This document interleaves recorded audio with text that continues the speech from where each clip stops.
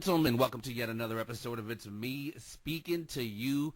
I am, as always, your host, Mr. Jeffrey Wilson, coming to you live and direct from the gateway to the west, St. Louis, Missouri. Happy New Year, everybody. I guess it's already been in the New Year a little bit, but Happy New Year, and I am definitely in payback mode with my guest today. These two gentlemen have been putting it down on the old podcast tip for a little while, and were gracious enough to have me on their program. I don't even know, what has it been, gentlemen, about a little over a week ago, and had a great conversation with them on the, in the On the Ropes podcast, On the Ropes podcast show studios with these gentlemen. If you guys don't mind helping me, welcome to the show, the host of that there program, Dunmire Oscar Rendon. What's up, fellas? What's up, man? How's it going? Yeah. It's going good, man. It's going good. Thanks for coming on. Yeah, man, no problem. Yeah, we appreciate it. So how was you guys' New Year? I sat alone in my bedroom watching a lot of Netflix. Ooh, I worked. An interesting way to kick off the New Year, sitting in your room alone watching Netflix. All right. I guess there's worse places to be. Yeah. No, but that's cool. So you guys are, like I said, the host of the On the Ropes podcast show. Yep. Like I said, you guys were cool enough to have me on. This show is pretty dedicated to the world of professional wrestling, be it WWE and the independents and your TNAs and your ROHs. These gentlemen are veritable encyclopedias on the world and in the world of professional wrestling.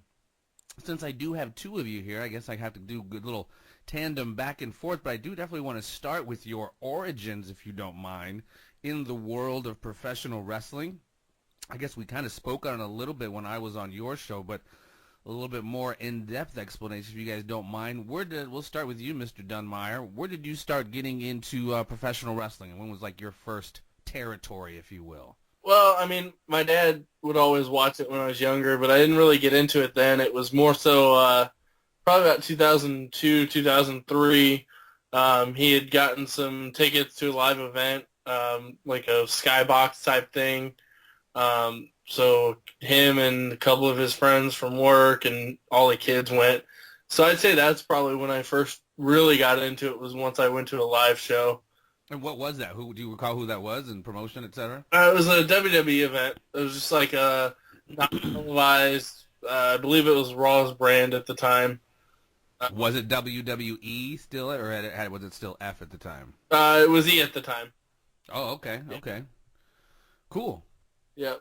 So that's how I got into it, and then from there I just kind of started watching on a weekly basis and whatnot. All right.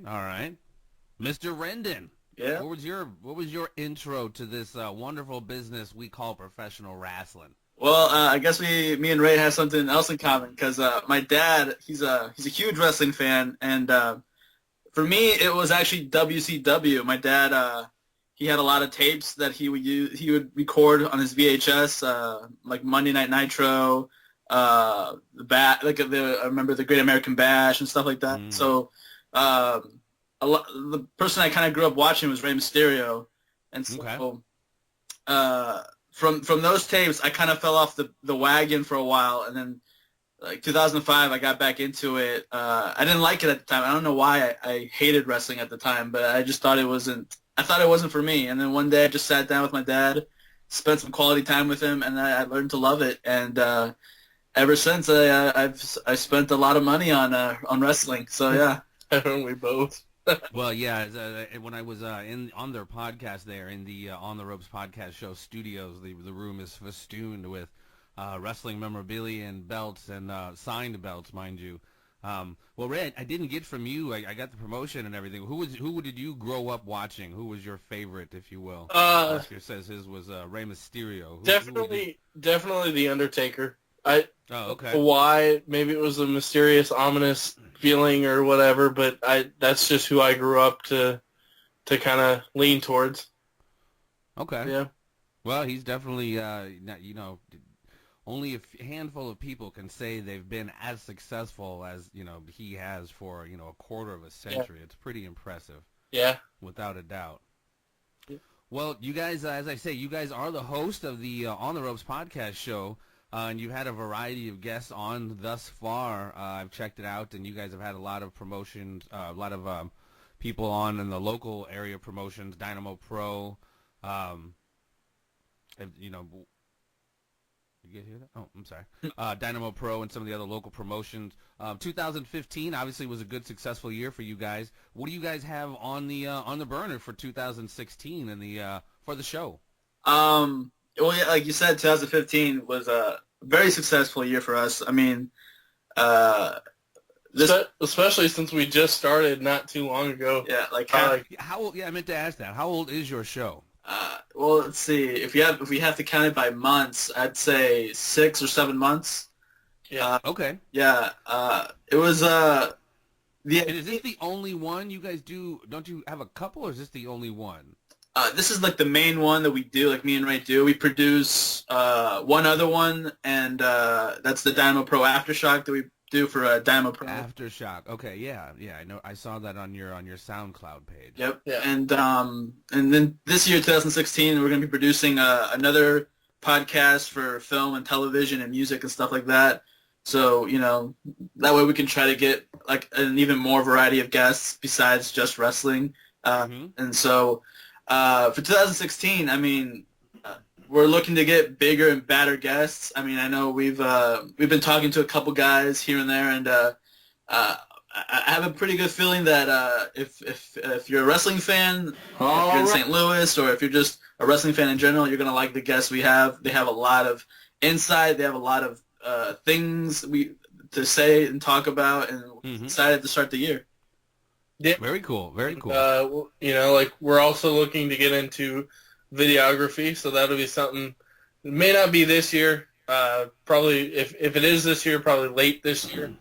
But just expanding our brand, building it up to what we can. Absolutely. Is that videography for content for your particular podcast, or just adding that as a layer of kind of just online content as some video of stuff? I would say a mix of both. We like to dabble into visual media as well. So I know for my particular taste, maybe like I like to do like little skits with friends, and maybe something along the lines of that. We have a YouTube page that we just started this. I want to say this year, or like the very end of 2015. Yeah. So On the Ropes has a YouTube page. We haven't posted much, just one video, but right. We're working to build more, throw on more videos and stuff like that. And yeah. Cool. Well, that's cool. I mean, as we kind of spoke of when we chatted, you guys had mentioned, a desire to act and maybe, produce a web series, and kind of like you said, kind of diversify, your product as you build your brand, which, I think it's a great idea. I'll be anxious to see what you guys come up with. Since you guys obviously are such huge wrestling fans, and the product is you hear varying opinions on the product, quite frankly, and that's gone on for quite a while, in my opinion, since kind of, I wouldn't necessarily say the demise of the Attitude Era, but since the ratings in the Monday Night Wars, like the ratings in cable is just not even close to where it was before. But obviously, WWE is still a very popular and viable product. What are your opinions on the product today, and how you see it differing from back in the day when it was, I don't necessarily mean 80s, but even WWE when it was more, more, I don't know, widely watched, I guess. The cable ratings just are so terrible. Anyway, what are your thoughts on today's product, and who do you like in the company? Okay, today's product, I think it's decent. I think there's certain things that they can improve on with maybe not dropping the ball so early with certain things that may not be working as well right now, but I think... Give me an example, Mr. Dunmire. Give me an example of what... So many. Everything they do now. Ooh, shots being fired here. That's the creative squad over at WWE. Yeah, I mean, I guess one thing I would say would be probably the talent management. I mean, the one thing that WWE has against any other company right now is the overabundance of talent, and for some reason, we don't know why, they're just not using this talent to its full potential. That's what me and Ray feel. Yeah. If I can, to put it into better words, is they have all this amazing talent and they don't necessarily either use them right or they don't use them at all. And we feel that what I loved about WCW and even WWE Monday Night Raw back in like the 90s, when I look back on the network, is that not every single week you would see the same characters week in, week out. You got to see brand new people come in and kind of build their stock. And I feel like nowadays, like, it's not the same anymore. Like recently they brought up this guy by the name of Tyler Breeze up to the main roster from NXT, and he was doing amazing things down in NXT, and then he was brought up, and I feel like they've kind of dropped the ball with him. And well, you can even go back and think of stars in the past that no longer work for the company because they weren't getting used. Just to name a couple names: Justin Gabriel, Evan Bourne, who now wrestles as Matt Sydal, they're both amazing talent. And, the list goes on. You can go on for days about it. But yeah, no, and that seems to be kind of the common theme as far as creative, not just their storylines per se, but the utilization of the depth of the roster. Like you said, the roster is really deep, but they're just not in any way using them in any correct way. But listening to some of the experts, I love it, like a Jim Cornette, to some of these like huge big brains of the wrestling business, they make fairly good points. That with the depth of the roster, it has its good side and its downside because, excuse me, in a TV presentation, you only have so many segments and only so much time. And one thing that seems like wrestlers don't like is really short matches. They want some time to tell the story. And if you only have, a 2-hour show or, Raw's a 3-hour show, but still, man, those segments that they do are really short. So it's really kind of hard for these guys to, I think, be utilized correctly simply because there's so many of them. I don't know. What do you guys think about that? I think I would agree with that also. And I think that if they were to downsize their creative department and kind of let the superstars do a little bit more on their own, I think that would also be helpful. And this is just my opinion. I don't know if it'll actually... No, I agree. I agree. And when you hear some of the old school guys, it's like, dude, what? Writers telling us, writing our promos for us? Are you fucking kidding me? Dusty... just think of some of your best promo guys and think about, like nobody wrote that shit. Those guys were just badasses and just were awesome on the mic. Yeah. And a lot of these kids today, it's just like they, I think they kind of lack that huge psychological aspect of it to be able to tell a story and be a good actor. They might have the body or the look or even the work down, but it's like they don't really sell it. If you can't sell it with the mic, dude, it's you're kind of pissing in the wind as far as I'm concerned. Yeah, I agree. I think Chris Jericho said it best. It's like producers, man. Like, what is that? Like if there should be any kind of conversation going on as far as what's going to happen in the ring, it should be between the wrestlers and not some person who's never been inside a ring, right, or who doesn't know the psychology of wrestling, trying to give orders of like how certain things should go. And sometimes it works, sometimes it doesn't, but it all comes down to whether or not that the talent can make good with what they're given. And if you're really excellent talent, you should be able to make anything work, even if it's not the best. But it's ultimately the talent, and I just feel like there's just a lack of what's the word I'm looking for? Just a lack of communication between both parties, the talent and the creative.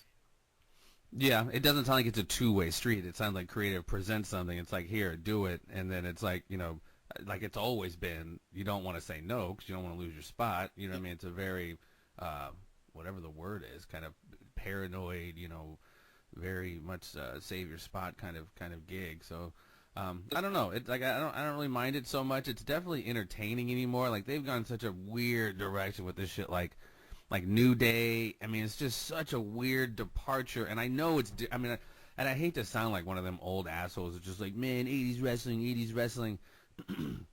but it's like they just told stories better. I mean, I get it. It's sports entertainment. I know. But it's just like, fuck, dude. It just, I don't know. I'd like to see like a happy marriage. I don't know if I was telling you guys about it. A little bit more of a happy marriage between like professional wrestling and then maybe like MMA or something. Like, I know that's not for the demographic WWE's going for, but I just can't handle like the New Day with the unicorn shit. And it's just like, just this super uber camp that they, I mean, it's all campy. The Undertaker's campy, but he's a badass and he sells it in a badass way. You know what I mean? But I think some of this, I think they're going for the more they're going too far into the entertainment side of it. Is my I agree. I agree. I feel because whereas you think back then it was more, well, I don't want to watch wrestling. I don't want to watch entertainment. You know, I don't want to necessarily watch these segments. I just want to watch wrestling. You know, that's why I'm here. But yeah, because if you go to a Monday Night Raw, because we've been to plenty. And I'm sure. And if you go to a Monday Night Raw, the overall feeling you get when you're there it's not as much excitement as it is like trying to like get through a segment. Like that's how I feel sometimes. Like come on, can we get this over with so we can get to like what we came to see, which is wrestling, and right. And then of course there's always going to be those interactions where no one ever touches each other, no one wrestles. It's just like a promo or something. There'll always be those interactions that. Well, it seems like they do a lot more of that. It's almost like MTV back in the day actually showed fucking music videos. Now it's just other stuff. Like wrestling back in the day used to be wrestling with some promos sprinkled in. Now it's like all vignettes and promos and just really horribly acted and yeah, I don't know. Yeah, you have like 3 or 4 matches and then the rest of it's promos and in-ring segments and whatnot. Yeah, but yeah, I mean, I'm digging. Like, I'm still digging some of their stuff, like the League of Nations. I'm not sure if that's still going on. I think that's kind of a cool angle. I think NXT is really dope. I mean, it's you know, in my opinion, you know, I know I asked you guys your opinion on the product, but in my opinion, you know, they got some cool stuff going on. I think Charlotte's freaking amazing. You know, you know, Roman Reigns. It's cool to see a lot of these 3rd, 4th, you know, generation, even 5th generation wrestlers sticking around and still being a huge part of the business because, you know, that's like, you know, I grew up watching, you know, Sika, you know, for instance, you know, Roman's pops apparently, and, you know, Rocky Johnson, you know, Rock's dad. Those are the cats I like grew up watching. So it's cool to see some of these guys still playing a role. Anyway, that's just my opinion about it. Yeah, I mean, I think Ray and I would agree on that too. Like we like seeing like those like guys like Randy Orton, you know, like 2nd, 3rd generation superstars. Guys like Stardust too. I mean, I think Ray and I were talking about the other day. Like, I mean, that's a great gimmick for whenever he was tagging with his brother Goldust and when they were feuding together. But like me and Ray feel like he should come back to being Cody Rhodes. Yeah, you know? I mean, I'm definitely ready to have Cody Rhodes back. I think either way, I think he's a talented superstar. So I'm not dissing the Stardust gimmick. It's just I think for their demographic, I think they'll get more miles out of Cody Rhodes as Stardust than they would Cody Rhodes. Oh, in my yeah. humble opinion. No, I definitely agree. Yeah, and I think he plays that pretty well too. I think he's obviously, you know, he's from talented lineage, so you know, just as which was crazy, you know, to see Goldust, Dustin Rhodes or Runnels, whatever, go from his kind of cowboy gimmick into that and totally pull it off. Even though as absurd as it was at the time when Goldust first came out, I think Stardust, Cody Rhodes is doing, you know, a very similar thing, taking, and even what Dusty did with the polka dot shit, took something seemingly absurd. And as he said in his documentary, you know, the check was in his, you know, the check cashed just fine for all that merchandise that he was selling at that time. So yeah, no, definitely, it's cool to see them, you know, make something cool out of something seemingly so corny. But again, just my opinion. So we got Royal Rumble coming up. What do you guys think about the Rumble? And obviously this is going to be setting up, before we know it, March, April's going to be here, and it'll be WrestleMania. What do you guys have? What are your thoughts on some of the bigger events coming up here? I'm like really shocked because last night they announced that I think for the first time ever the Royal Rumble is not going to be for a championship match at WrestleMania. It's going to be it's going to be for the actual championship. Yep. The Royal Rumble match will be? Yeah. Yep. So 29 other men besides Roman Reigns have a possible chance of becoming WWE champion at the Royal Rumble. Oh, so I didn't see it actually. So Roman's in the Royal Rumble? Yeah, he is. But yeah, whoever wins that match is the new champion. Yep. So put your booking hat on, gentlemen. Obviously, like I say, Mania will follow up. I mean, it's obviously a couple months away, but it'll be here sooner than we know it. What do you think? What do you think will happen from the Rumble? Who do you think will emerge from the Rumble champion, and what will that set up for what main event in your minds for Mania? So I think if I was to book it, I want to see Reigns versus Triple H at Mania. So I would honestly, as much as I hate to say it, I'd probably take the title off of Reigns. Yeah. Just because I'd rather see that match without the title than with it. Because Triple H he's not going to win it again. Well, you don't know that. Well, I mean, you never know. Yeah, never say never, I guess. But it's more of I think right now is not the right time for him to have the belt. Well, I feel like, if anything, Triple H entering the Royal Rumble, like I would say number 30, so have Roman Reigns be 1 or 2. So he starts the whole thing out. And Triple H is in the Royal Rumble too? I would that's how I would book it. And okay. And he'd be like the last entrant, so like after Roman Reigns has kind of, just shown his dominance throughout the whole entire match, have Triple H come out fresh and, looking jacked as always and winning the match and ultimately winning the championship. That'd be, I feel like this past year it's been really the authority kind of, it's been the authority versus Roman Reigns in a psychological standpoint, as far as like, they were sending out like their minions to do their bidding, but to have the authority be a part in a physical altercation with Triple H kind of coming back out of I wouldn't say retirement, maybe semi-retirement, but coming out. Oh yeah, he does his little like once a year spots or whatever. Yeah, and I feel like that this would be the feud to really start that. Roman Reigns versus Triple H. Well, it honestly, man, it speaks to it's weird, kind of like you said about them not utilizing people correctly. It's like, with all that talent, all that young up-and-coming talent, why the fuck is Triple H, step the fuck aside, dude. Like, do your thing from behind the scenes and give these kids a shot, man. You're really talking about trying to mainline a WrestleMania when you got, whatever. If he's still got some miles and some cachet to him, I guess I get it. It seems like they're trying to kind of recreate the Stone Cold Vince, thing a little bit. Obviously with the authority and then, whatever. I think the only time that I would really be okay with Triple H coming back is to help a younger guy like Reigns. Him and Brock is cool to watch, yeah, but I don't get as much out of it as I would if it was to be, him versus Reigns or him versus. It's cool that they got basically the Shield kind of guys all together. Or at least Roman and Ambrose. Get Ambrose to flip the script and start rolling with the authority. You know what I mean? Have like Ambrose cost them some huge match or some shit. To set because they're definitely underutilizing my man Dean Ambrose, dude. That dude's a beast, man. Yes. We can agree on that part. Yeah, I mean, for me, like you asked earlier, who am I digging right now in the company right now? Ambrose is my top number one pick of like who is the reason I watch every week. It's to see what he's gonna do, because his character is so unpredictable. I honestly don't know what's he gonna do, which is why I tune in each and every Monday. And as far as divas go, it's gotta be my girl Sasha Banks. I mean, is that the redhead one? Is that yeah?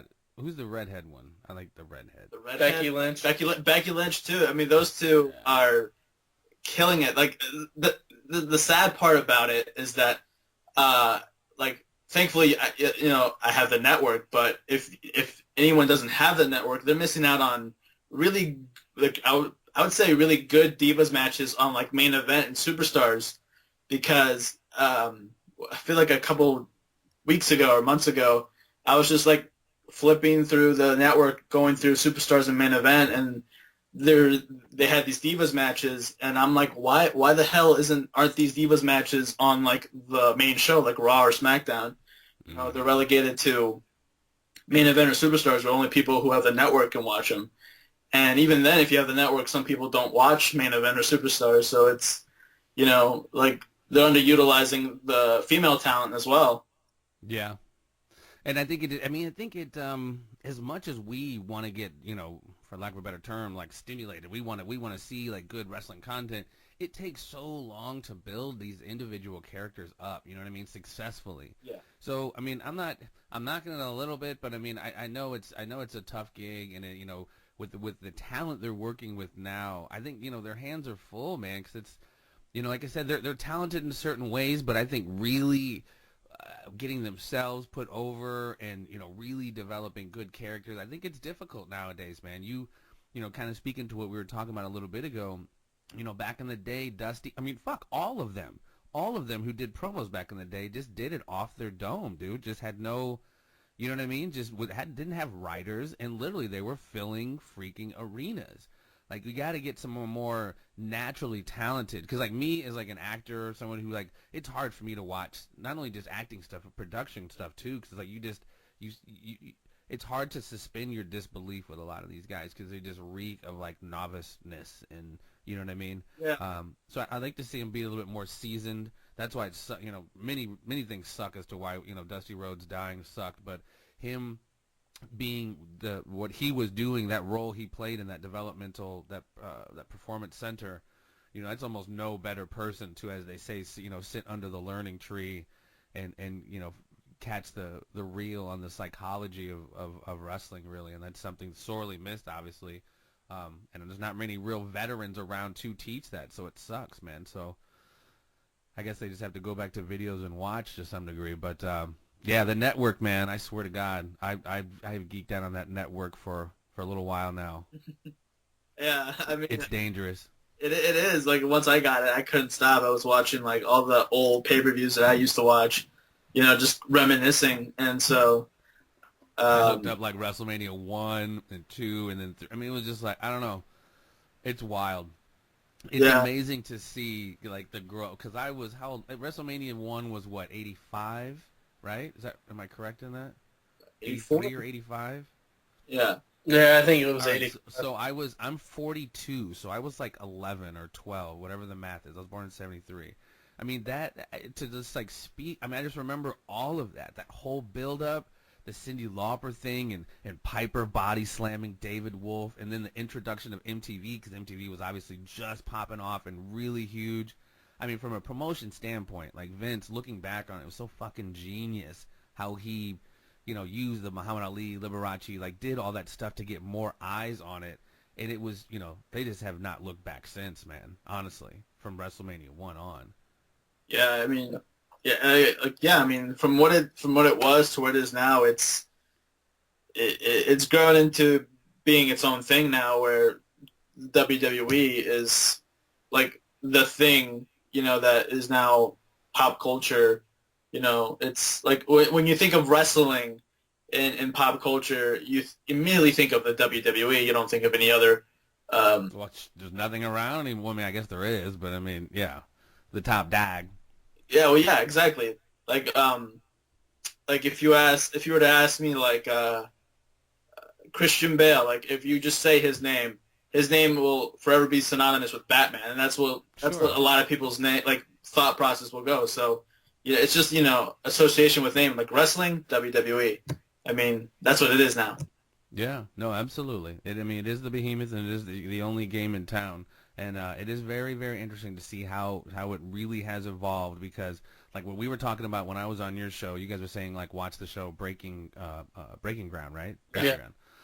Which is like, you know, all of this anymore is like super behind the scenes and this and that. But like I said, I grew up when it was like, man, those guys like Roddy Piper, when you hear them talk and like those old shoot interviews, like all them old school cats, like the code and what they did to protect the fucking business, it was just like so, obviously night and day to what is going on right now, right? To the point where there's cameras, like reality shows showing everything, like fucking you know what I mean? Yeah, it does. Like, it's literally the complete opposite to the whole aspect or the whole business that was defined back in the day. What it has its ups and downs, but I don't know, man. I don't know. It's very interesting. Like I said, I still watch it because it's definitely entertaining.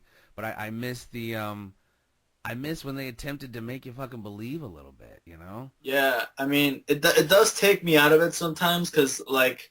Yeah, like New Day, they totally does that. Like, come on, man, I want to fucking try to believe. I don't want to know it's a show. I know it's a show, but it's just like, it's almost like a Jurassic Park or something. Like if I know it's CGI, but if I saw the strings, if I saw the marionette strings, it's just, like you said, it takes you out of it. I don't want to see, how the magician does the trick. But nowadays, it's like, hey, we're doing the trick. Watch this, and Yeah, I mean, like with Total Divas, I think that was the beginning of it. You got to know these people, and for me, it took me out of their characters. Like they were trying to make me believe that they were like either the villain or something like that. Where like the week before on Total Divas, they were like this really nice humanitarian person trying to help the world, but then the following week, I'm supposed to believe that this person is like the baddest person on the planet. It does take you out of it, and from a standpoint, I honestly feel like it's just like it's a marketing like ploy for to get more eyes on the product of wrestling, of Raw or SmackDown.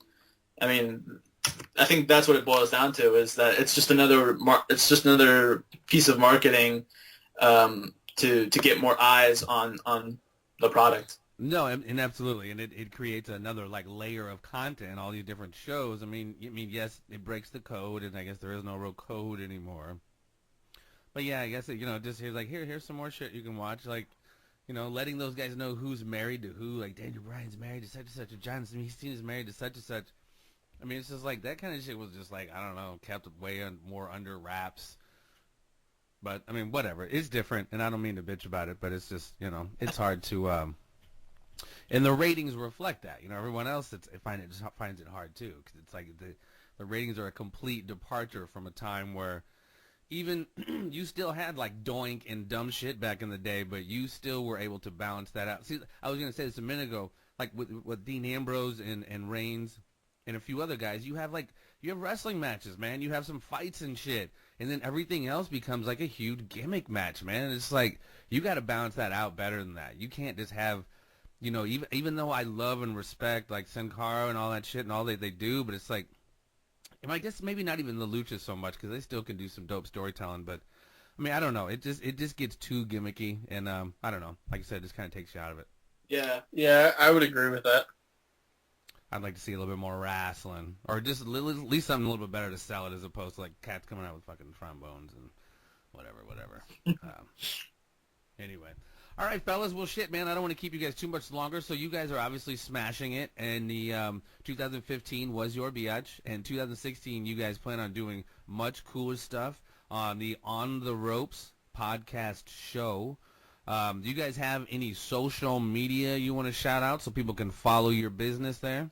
Yeah, I mean, hi, so I'm Oscar Rendon. So if you want to follow me on Twitter, it's Oscar Rendon 429. That's 2 R's, Oscar Rendon 429. Instagram at the Oscar Rendon, because I'm the only one that matters. But more importantly, where can they find me, Oscar? No, you can do this one yourself. That's all you. Okay, for the first time ever. My Twitter and Instagram are both at DunsTheMuns, which is DUNSTHEMUNS. Yeah. Yeah, and if you want to follow the podcast on Twitter, it's On the Ropes STL. And we should be announcing our first guest of 2016 really soon. So if you want to know who that is, make sure to check out our Twitter and our Facebook page, On the Ropes Podcast Show. And there you go. And there you will also find the interview that I did, or they did with me, which I believe might be soon eclipsing the 100 views mark. Like I said, it's... Well, last I checked, it was 98, 99, and And that's not including iTunes, which it's still maintained its popularity on iTunes. So, I mean... Well, check it out. Look at that. That's awesome, dude. That was pretty cool, man. That was fun. Like I said, I'm always down to support what everybody's got going on, man. I mean, it's, I think it's fun. I think it's cool. So I think it's the thing to do. So right now on SoundCloud, we're at 103. 103. When did we do that? I forget. That was what, about a week and a half ago? Yeah. Week and a half? Yeah. Yep. So technically, the show we did with you is our second most listened to episode in the 6 months. The first Sweet. Golf clap. Yeah, the first one was SummerSlam predictions. So how many has that one got? Which is surprisingly still getting views. It's like 260, 270. Oh snap! That's up there. We got a ways to go. Yep. That's all right. It's not about the numbers. It's just about enjoying ourselves, right? Yep. All right.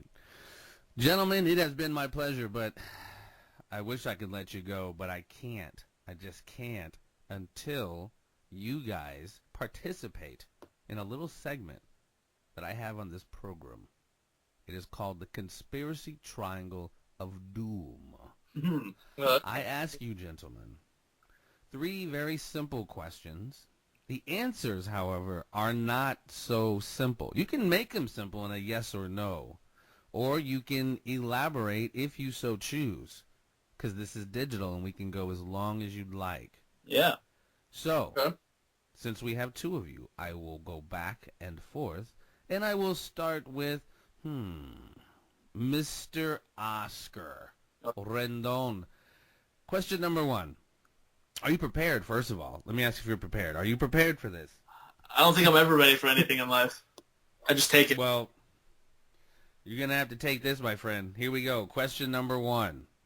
Do you, sir, believe in the existence of extraterrestrial intelligence? Yes, I do. Reason is, a part of me just can't believe that we're the only thing in this entire galaxy, in this entire universe that exists. There has to be some kind of other life form out there. I don't know where. I don't know if we'll ever encounter it, but I believe in aliens. One would think. I would think. Yeah, I would. Yeah. Big waste of space, right? It's Yeah. Big waste. I mean, it would seem a big waste of space in the infinite. Yeah. All right. Mr. Dunmire, same question. Do you believe in the existence of extraterrestrial intelligence in this here universe and or multiverse and et cetera, et cetera? I'm going to have to agree with Oscar on this one. I think, the universe is just too big for it just to be us. We have 2 yeses, ladies and gentlemen, to question number 1. These 2 gentlemen do, in fact, believe in the existence of extraterrestrial intelligence. Question number 2, and we will start with Mr. Dunmire this time. Okay. Do you, sir, follow the narrative?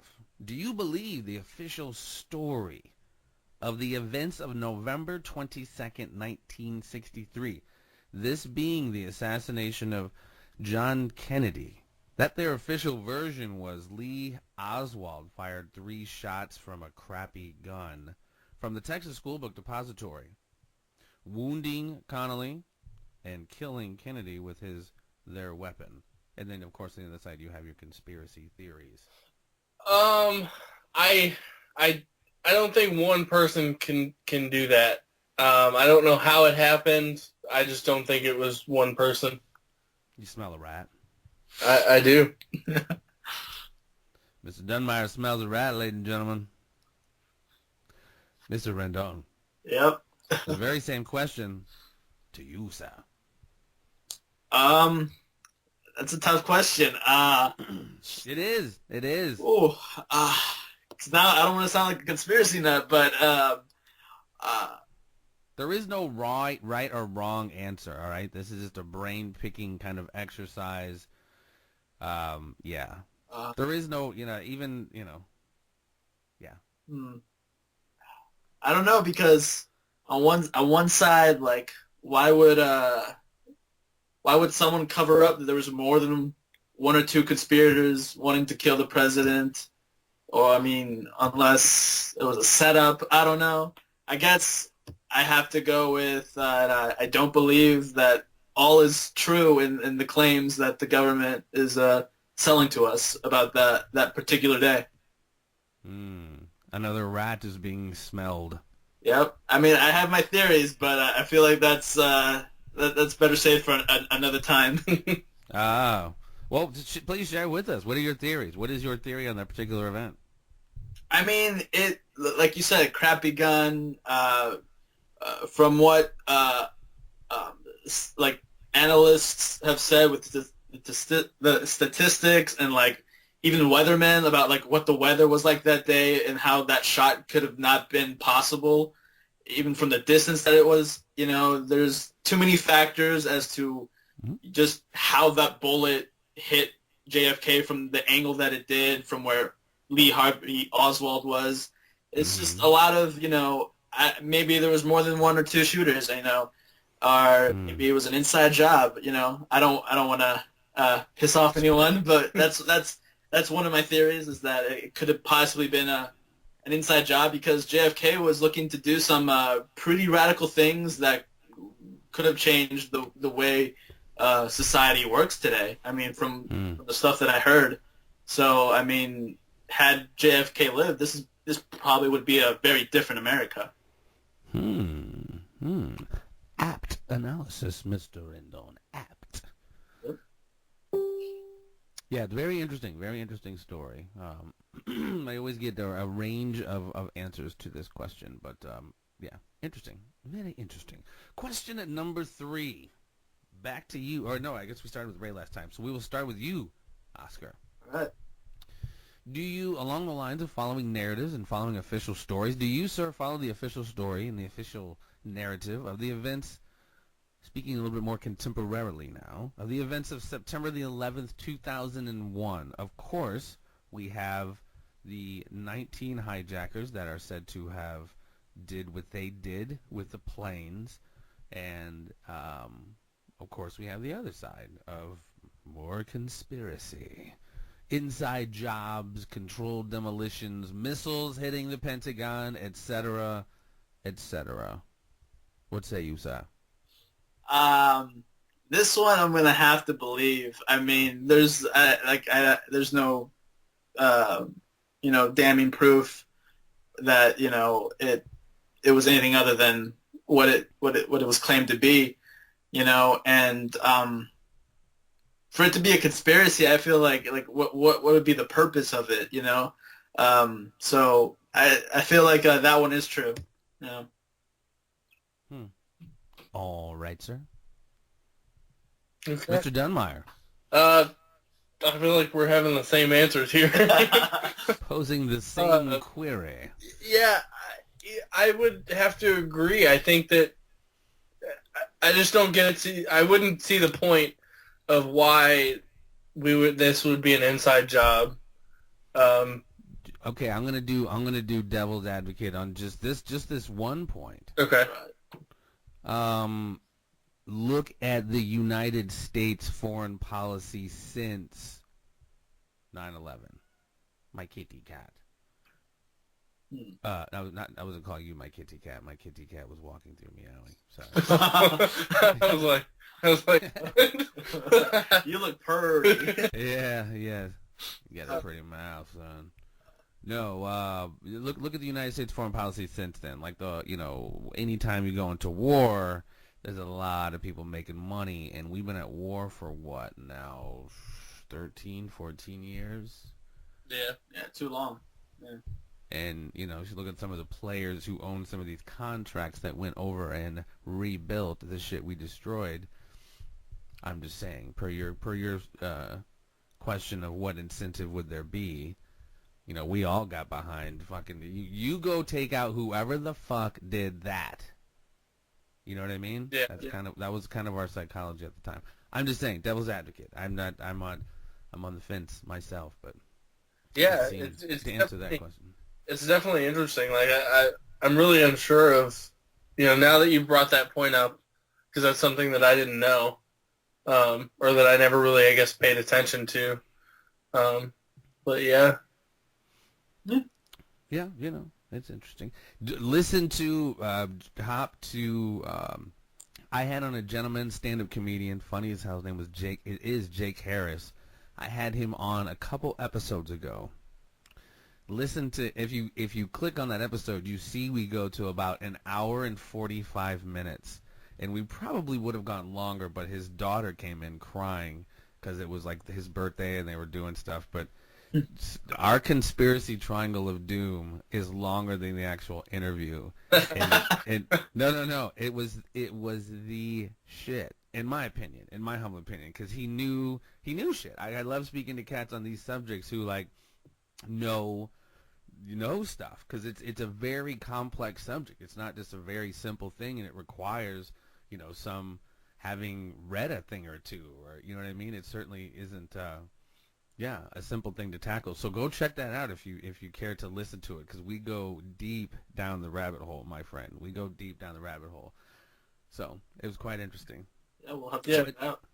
But anyway, dude, thank you so much, gentlemen, for appearing on the program. This is either my first or the second one of 2016, so I appreciate you guys taking the time from the On the Ropes podcast studio, on the Ropes podcast show studio. That's where you guys are, of course, right? Yeah. To the It's Me Speaking to You studio. Gentlemen, I thank you so very much for your time. And again, if you want to check them out, man, go to I will post all the links, their social media and their website to this video here. But the On the Ropes podcast show, which is hosted by these two awesome fellas, Oscar. I was looking at your name. I was saying awesome, Oscar Rendon and Ray Dunmire. It has been my pleasure, and we'll definitely have you back again sometime, man. Because I know you guys are doing cool stuff, and it would be interesting to track your growth as you guys are blowing up there. Yeah. Cool. Yeah, man. All right, gentlemen. Happy New Year and continued success. This has been It's Me Speaking to You, chatting with the cats from On the Ropes podcast show. Take care, everyone, and stay tuned for more. Thank you for listening to It's Me Speaking to You. Please spread the word and subscribe to the YouTube channel, and stay tuned for more conversations with a variety of guests on a variety of subjects.